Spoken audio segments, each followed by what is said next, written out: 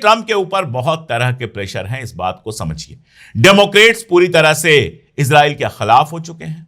कल का एक सीन है जब वेटरन जो उनके आर्मी के लोग हैं, यानी आर्मी से रिटायर्ड जो लोग हैं, जिनमें कई सारे ऐसे हैं जिन्होंने अपने पैर या हाथ खो दिए हैं जंग के बीच में, वो एक जगह इकट्ठा होते हैं और ईरान की जंग की मुखालिफत करते हैं। कहते हैं ये बेकार की जंग, लड़ना बंद करो, इसमें हमारा पैसा और हमारे लोग बर्बाद हो रहे हैं, इससे कुछ भी हासिल नहीं होना है।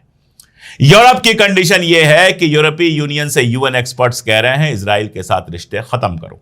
पीटर माजियार जो हंगरी में आया है, नया प्रधानमंत्री बना है, उसने पहले तो इजराइल के प्राइम मिनिस्टर नेतन्याहू को न्योता दिया कि हंगरी आओ, लेकिन अब वो कह रहा है कि हम आईसीसी के अंदर ही रहेंगे, आईसीसी से बाहर नहीं निकलेंगे, और अगर नेतन्याहू हंगरी आता है तो हम उसको गिरफ्तार करेंगे। तो पूरी दुनिया का माहौल बदल रहा है।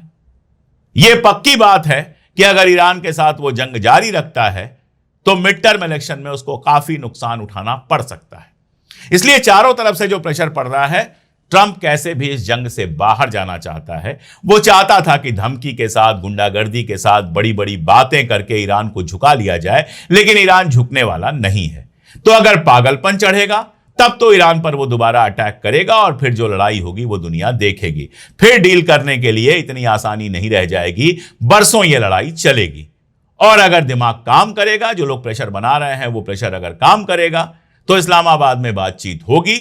इस बातचीत में लंबे सीज फायर पर सहमति बन सकती है। मैं तो चाहूंगा डील हो जाए, लेकिन फिलहाल कोई उम्मीद डील की नहीं लग रही।